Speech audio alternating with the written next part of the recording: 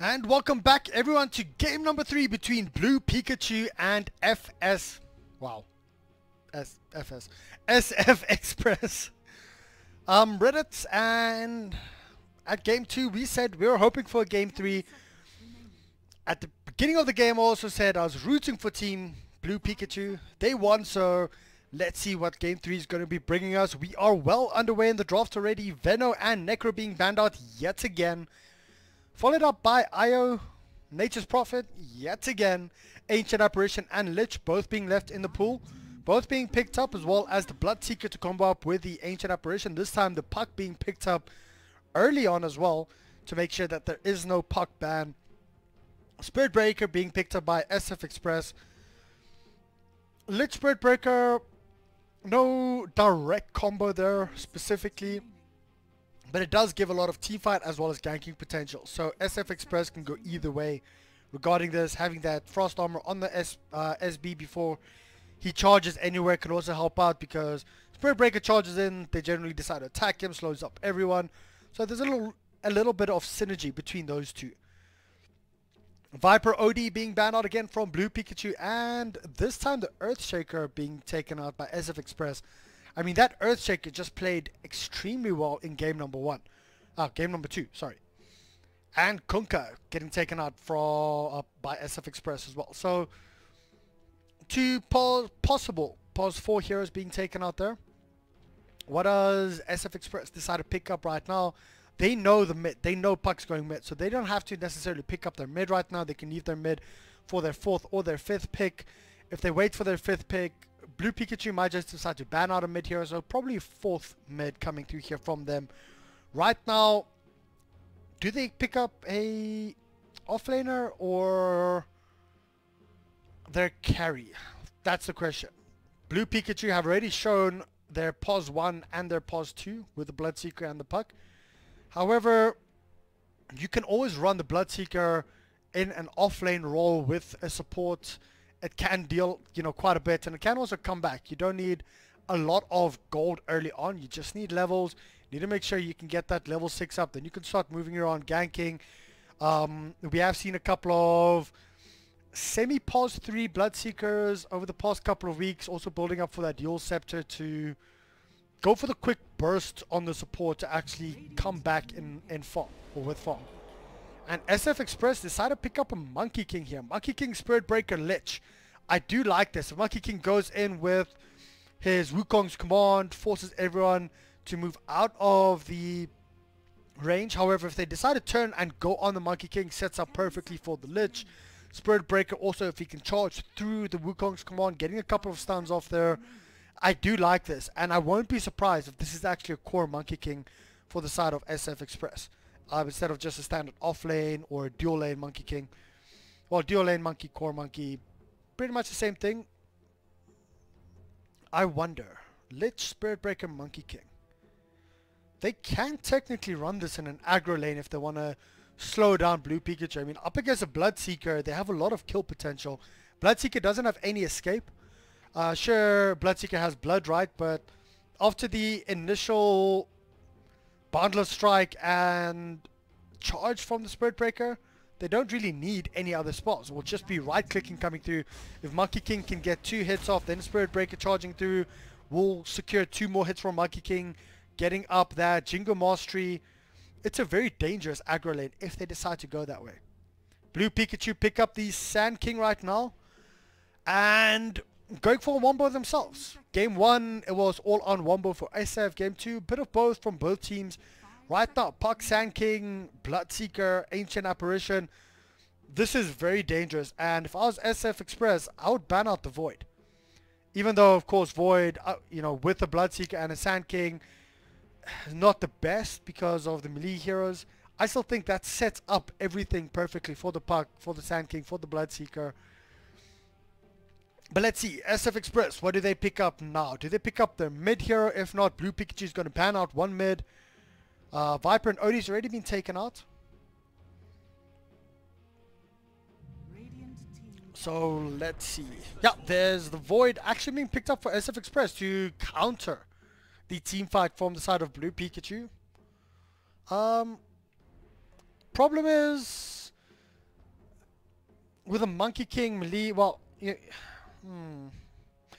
Monkey King does have a bigger range than, you know, most melee heroes. So Monkey is still okay to combo up with the Void, especially if Void takes a little bit of time when casting his chronos, gets good chronos off with the side of blue Pikachu actually on the outer edges of the chrono.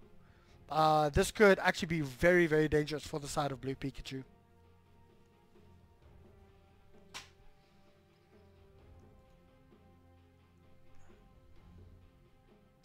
Team pick.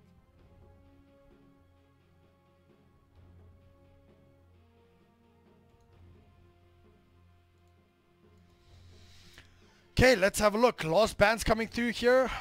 2 mid bans from Blue Pikachu as well as SF Express. The Queen of Pain being banned out for, well, you know, by SF Express. Of course, banning out the combo. Queen of Pain can go in that offlane, well, offlane role, but most likely Puck being thrown offlane. Queen of Pain mid, going for that Wombo, Bloodseeker, Puck, Sand King, Queen of Pain. Blue Pikachu banning out a split pushing Tinker as well as a CC Tinker.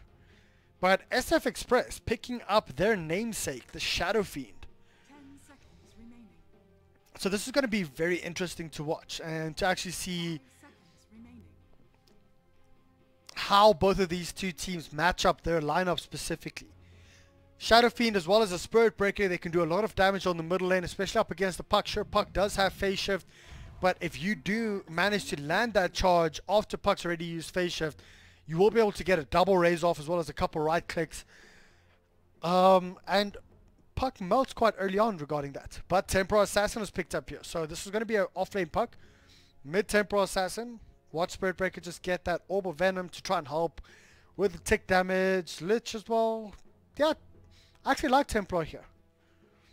Not a lot of damage over time from SF Express. So the Refraction will actually come into play. Will help up quite a bit. SF TA is a very good matchup for both of them. Depending if TA can harass SF out earlier on, because SF of course doesn't have that high base damage or starting damage. SF can take control of, or not, SF TA can take control of a middle of the middle lane early on. But if Shadow Fiend can get creep aggro right, pull the creeps back, get a couple of right clicks, get a couple of creep denies, get a couple of creep kills, it turns out to be a very, very even matchup, in my opinion.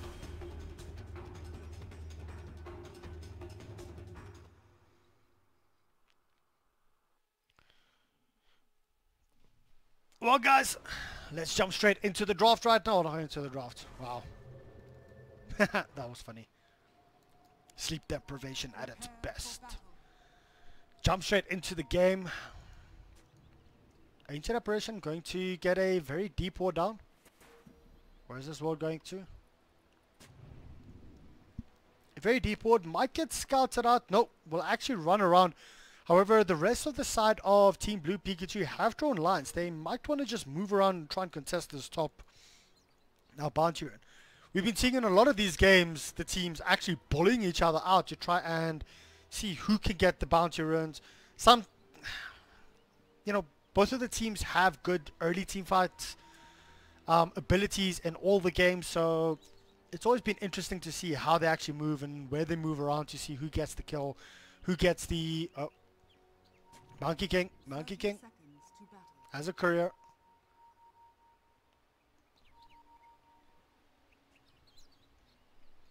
SF on SF Express. Reading some Twitch chat. Okay, so this game, oh wait, there's the smoke coming in right now and they might just get spotted here. Big is here for the side of SF Express. They're busy wrapping around. 5, 4, 3, 2, no, they decided to back off. Hoping someone might have been a little bit closer, but of course that did leave their bounty run unguarded. Unfortunately, Monkey King not being close enough to snag that. For the twins.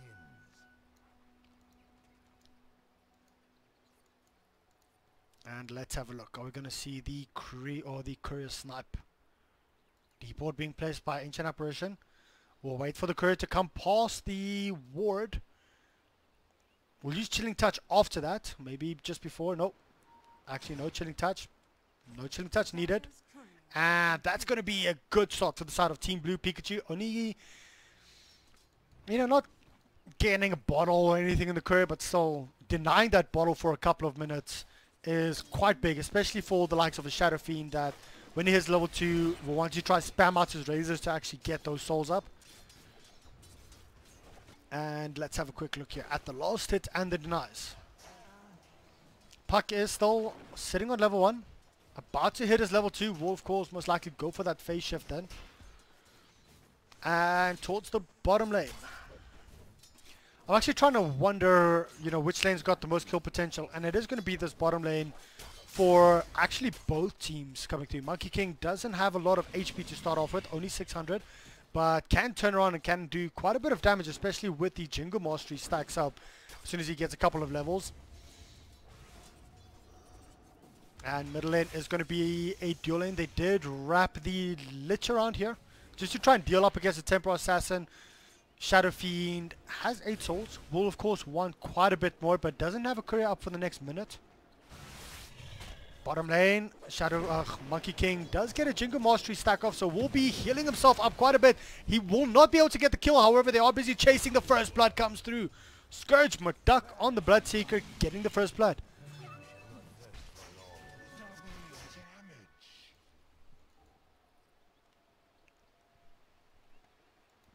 And let's have a look once again on the rest of the lanes here. Top lane, dual lane up here against the Puck.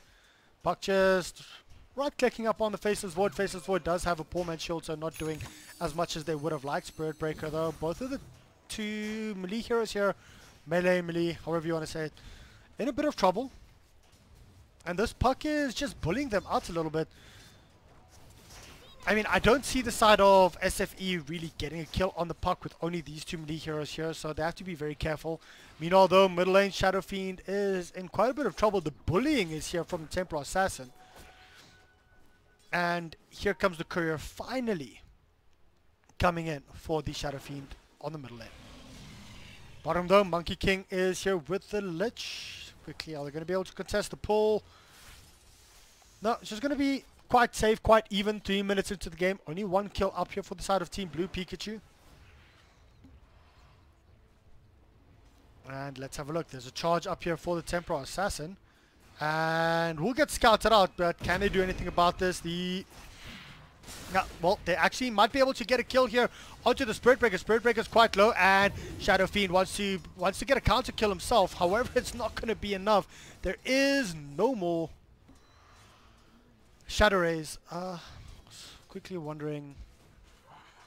Yeah, what I was thinking, what happened there were just two different things. So messed up a little bit there with that hype cost, but quite surprised. Shadow Fiend only sitting on 2 levels up in raise and not enough mana to actually do anything about that middle fight. Another charge once again coming to you onto the Temporal Assassin. However, there are no raises once again. Temporal Assassin might just use her refraction. Nope, no need to refract her just yet. Pop the refraction early, then you might drop, but if you can't get away without using it, then you're in a much better position. And there you go. Shadow Fiend gets a regen run. Is this a bottle coming towards the Shadow Fiend? Nope, just a standard boot. Shadow Fiend might just pop up the razors there to maximize the regen run. Nope. Just going to be standard. Looking at the last hits, denies coming through here. 23 and 8 versus 20 and 9. They decide to turn around onto the Temporal Assassin again. The refraction charges are all off.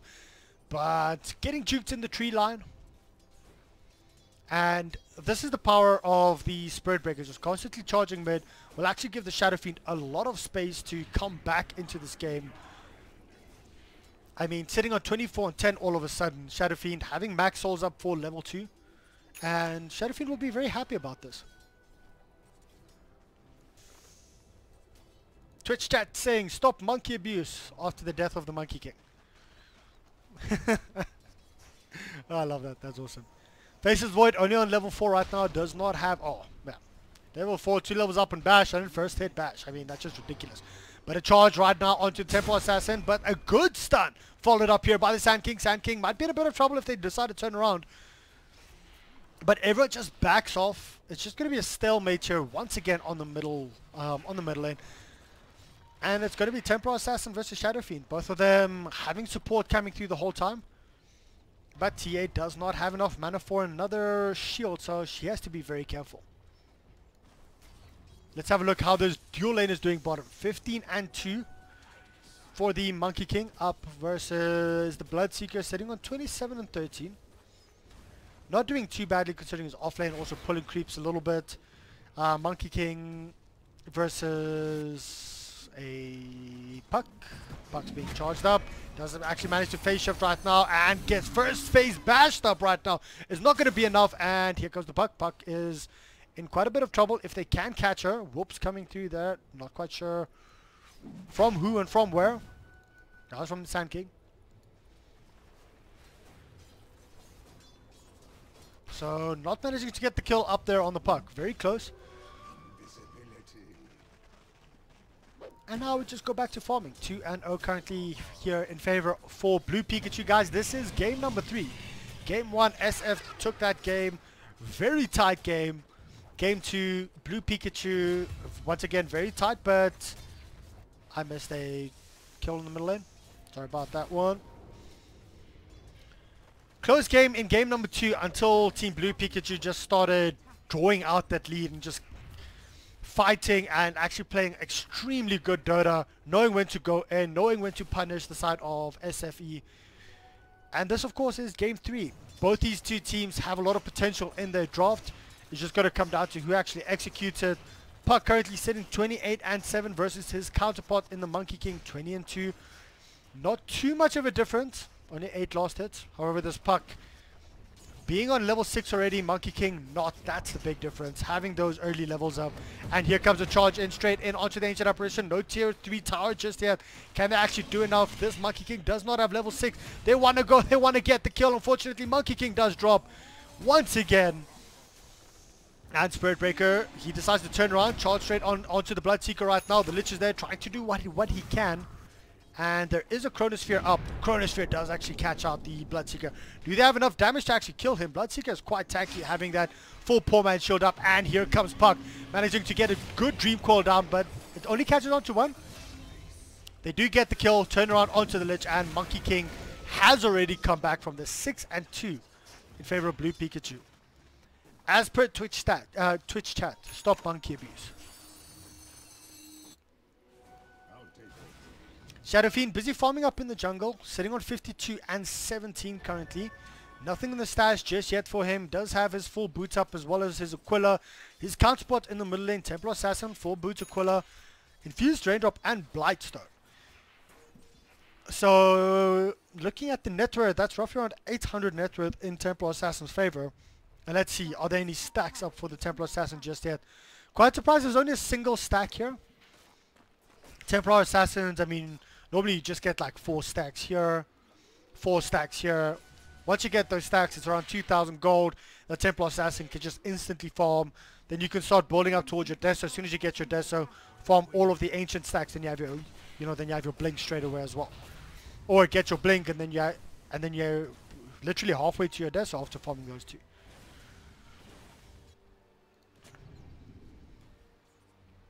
Let's have a look. Who does not have level 6? Spirit Breaker is still sitting on level 4. Monkey King finally level 6 up.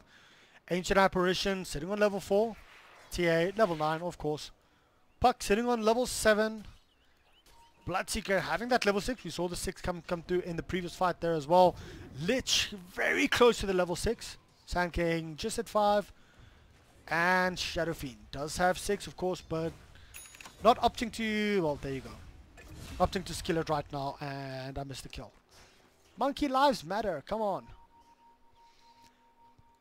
Monkey King currently sitting 0-3 and 1, not having the best lane. I mean, he started off quite well. Who actually got that kill?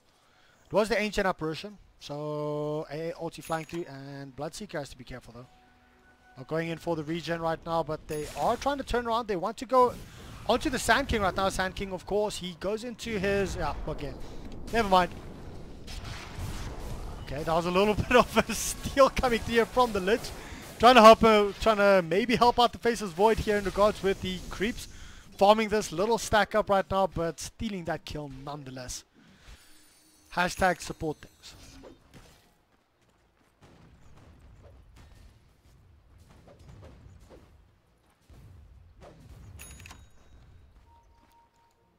And let's see, is this going to be a smoke? Yep, smoke coming through here for the side of Team Blue Pikachu.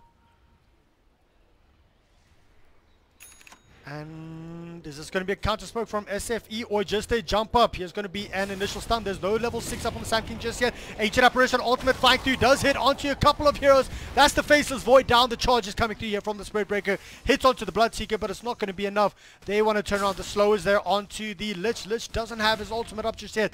That's 2 heroes down. Team Blue Pikachu currently leading 9-3 with 5k net worth. The Sand King, I mean, hasn't had his ultimate up until this point, and he's just been doing so much. He's hitting 0-2 and 5, getting involved with a couple of early kills and just zoning out with that stun. Now that he has his ultimate up, things could possibly just go from bad to worse for the side of SFE, considering the Ancient Apparition Ice Blast have been on point. The Bloodseeker has been playing very well, and wait, let's just see, there's another engagement coming through. Once again, the Faceless Void. Didn't he just die? Here comes the Wukong's command coming through, but I don't think it's going to be enough. They want to turn on. Will they be able to get a kill here onto the puck? Unfortunately, not enough damage just yet. Needed one more hit, and Wukong's command does stop any kind of counter push coming through here. 11 for 3 in favor of Team Blue Pikachu. Let's quickly go through what can SFE do right now to come back into this game. Shadow Fiend hasn't managed to get a good ultimate off. Maybe one that I didn't see. I don't think he's actually hit a single ultimate just yet. Sitting 1-1-0, so only getting, only dying early on.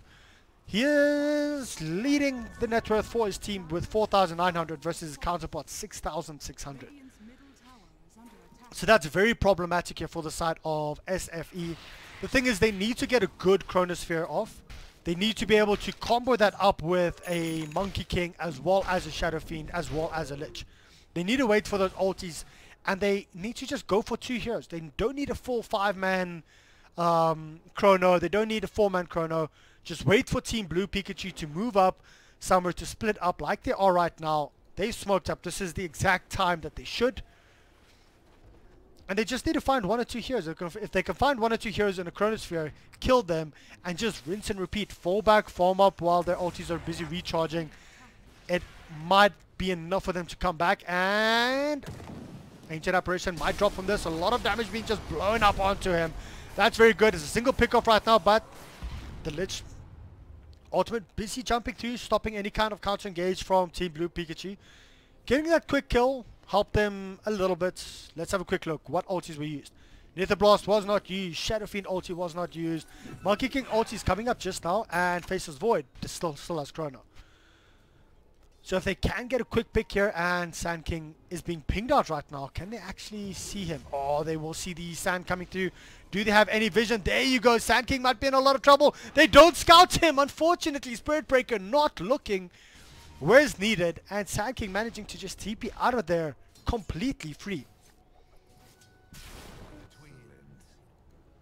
Side of Blue Pikachu just looking extremely strong right now. And looking at the Temporal Assassin, having that Blink Dagger up, working up towards that Desolator. Desolator will be up in probably a minute, if not less. And for the likes of a Monkey King, which does not have a lot of HP to start off with, especially early on.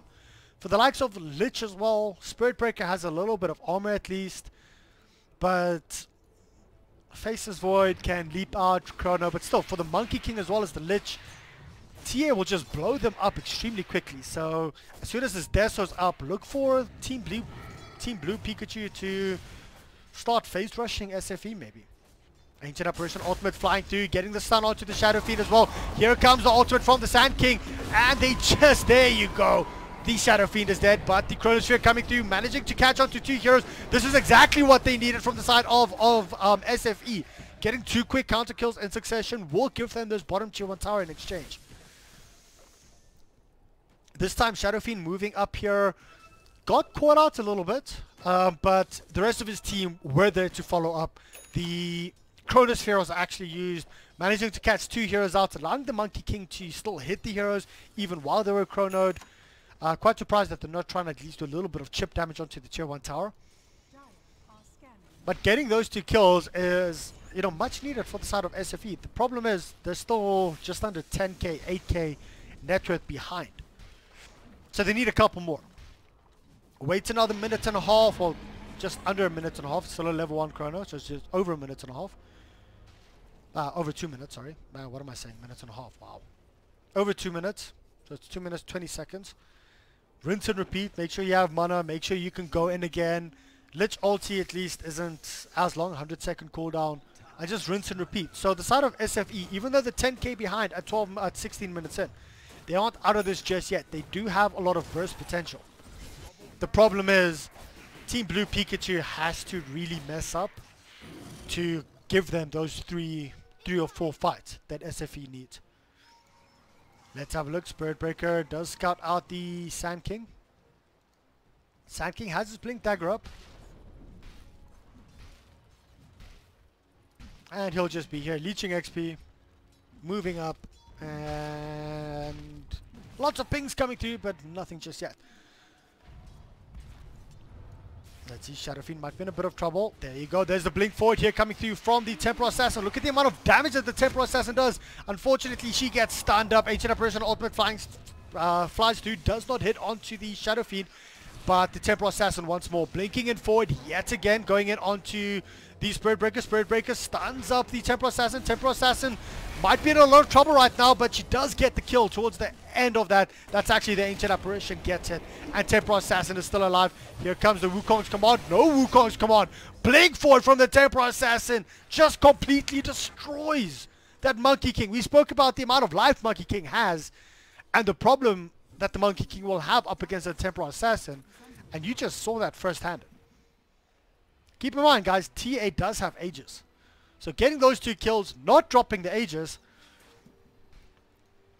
is quite big. Let's see if there's an Ancient Apparition Ultimate. Gonna be up soon.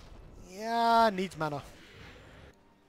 AA ult flying bottom with ult from Sand King maybe? Is this a level 2 ult? Only a level 1 ult.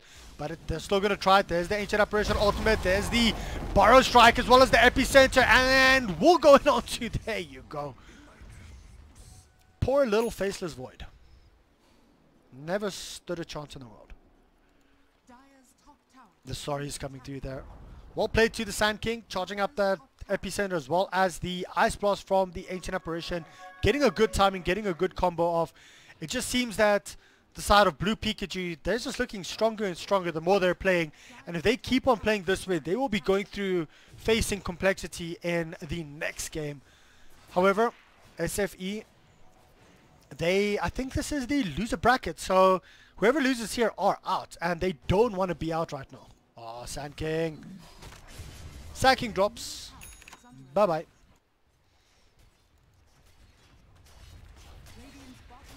However, all tier 2 towers except for the bottom lane have gone down now for the side of SFE. Let's see if Team Blue Pikachu, they want to push up high ground. They still have Aegis up here for the Temporal Assassin. And that's still going to be up for quite a while. I think 2 more minutes roughly, or a minute roughly up here. Doing quite a bit of damage to the tier 3 tower. Just chip damage. Let's see if Puck goes in further. Puck backs off, I mean. Wow, why am I saying Puck goes in further? That was just weird how he orbed and then blinked and then missed the orb.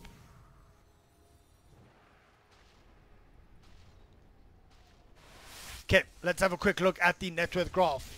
Flatlining at 15,000 at this point for the side of Team Blue Pikachu. They are doing quite well this game. Getting an early lead and basically keeping it no back and forth like they were in the first couple of games. Net worth also in their favor, but only by 10,000. Yeah, only by 10,000. It's 20 minutes into this game, guys. There's nearly 1,000 net worth difference per minute for the side of Team Blue Pikachu. This is their game to lose at this point.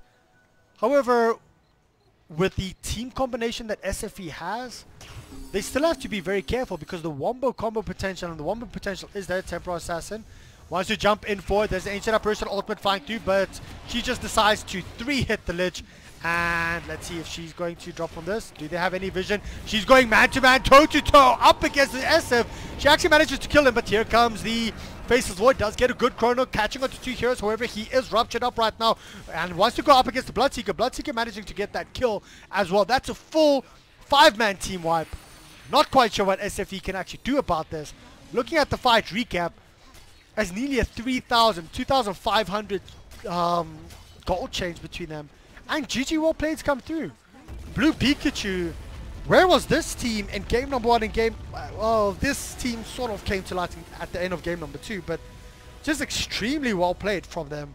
Very, very clinical Dota coming through from the entire team. And I have to say, this Temporal Assassin played extremely well starting on... You know, I don't even know who was the MVP. But let's jump to the graphs. Maybe the graphs will tell us. So, going to the scoreboard. Who really was the MVP here for the side of Team Blue Pikachu? Temporal Assassin played extremely well. I mean, played really, really well. But I honestly feel the entire side of Team Blue Pikachu just all played well together. The Sand King rotated early on, managed to get good stuns off. Puck played well. Ancient Apparitions, Ice Blasts were on point. Scourge McDuck, I'm really loving this name. I'll keep on saying that. He was just there, like everywhere. Sitting with second highest GPM. And looking at the graphs, player net worths, TA leading, well, the top 3 from the side of Team Blue Pikachu, doing extremely well for themselves there. So, not quite sure who was the MVP, but what I can tell you is Team Blue Pikachu look extremely strong. And heading into their next game up against Complexity, it's going to be very interesting to see if they can continue on with this. Sure, they lost game number 1, but game 2 and 3 they came back. They're on a roll. Can they carry this momentum up against the likes of a more known team like Team Complexity? Guys, I'm Redis Dota. Thanks so much for watching. We'll check you guys in the next game, which will, I think, be Team Blue Pikachu versus Complexity. Stay tuned. I'll chat with you guys on Twitch shortly. Cheers.